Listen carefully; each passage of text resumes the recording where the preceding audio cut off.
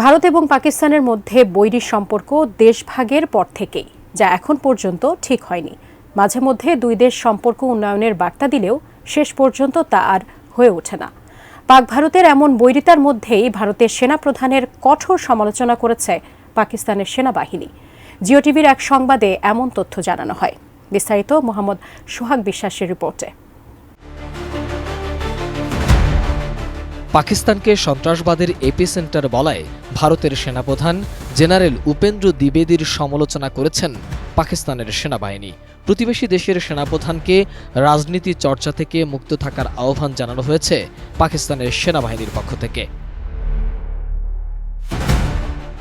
সম্প্রতি নয়াদিল্লিতে এক সংবাদ ব্রিফিংয়ে পাকিস্তানকে সন্ত্রাসবাদের এপিসেন্টার উল্লেখ করে ভারতের সেনাপ্রধান বলেন, জম্মু ও কাশ্মীরে অস্থিরতা ও সন্ত্রাসী তৎপরতা উস্কে দিচ্ছে পাকিস্তান।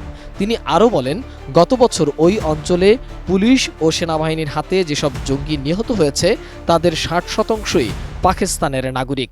जब हमने पहचान करने की कोशिश की तो कुछ ऐसे हमें मिले कि वो रिटायर्ड फौजी थे। जहां तक यहां पर जो अभी ऑपरेशंस चल रहे हैं, पाकिस्तान की कोशिश होती है क्योंकि यहां पर लोकल रिक्रूट्स नहीं हैं और वो फॉरेन टेररिस्ट लाके यहां पे कार्रवाई करना चाहते हैं, तो इसलिए हमारी कोशिश यही है कि जितने भी फॉरेन टेररिस्ट हम उनका खात्मा खत्म कर। বুধবার তার ওই বক্তব্যের প্রতিবাদ জানিয়ে একটি বিবৃতি দিয়েছে পাকিস্তানের সেনাবাহিনীর আন্তঃবাহিনী জনসংযোগ দপ্তর বা আইএসপিআর। বিবৃতিতে বলা হয়েছে, পাকিস্তানকে সন্ত্রাসবাদের এপিসেন্টার উল্লেখ করে যে বক্তব্য দিয়েছে ভারতের সেনাবাহিনী তা শুধু বাস্তবতা বিবর্জিত নয়, বরং ভারতের অক্ষমতার বহিঃপ্রকাশ। কোয়ালিটি সম্পন্ন আন্তর্জাতিক মানের still bar CSRM, committed for better still. যেখানে রাষ্ট্র জনগণের উপর নিপীড়ন চালাচ্ছে, সেখানে জনগণের প্রতিবাদ প্রতিরোধের জন্য প্রতিবেশী দেশের উপর দোষ চাপানো দ্বিচারিতা ও কাপড়ের সেরা উদাহরণ। আইএসপিআরের বিবৃতিতে বলা হয়েছে, ভারতের বর্তমান সেনাপ্রধান যখন সেনা কর্মকর্তা হিসাবে জম্মু ও কাশ্মীরে কর্মরত ছিলেন, সে সময় কাশ্মীরদের উপর সবচেয়ে বেশি নির্যাতন ও নিপীড়ন হয়েছে। ভারতের সেনাবাহিনীতে যে রাজনীতি ব্যাপকভাবে প্রবেশ করেছে, সেনাপ্রধানের বক্তব্য তারই প্রতিফলন।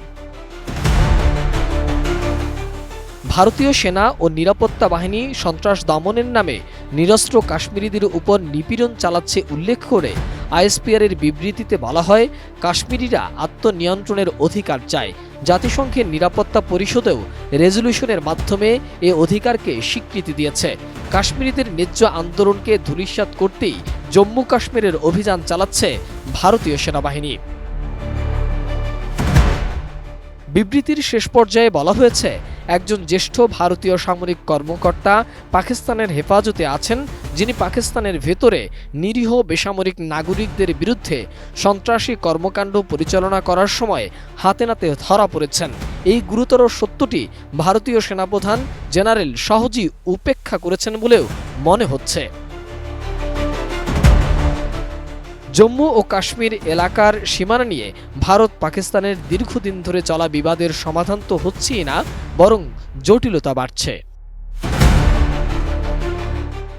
মোহাম্মদ সোহাগ বিশ্বাস, এটিএন নিউজ, ঢাকা।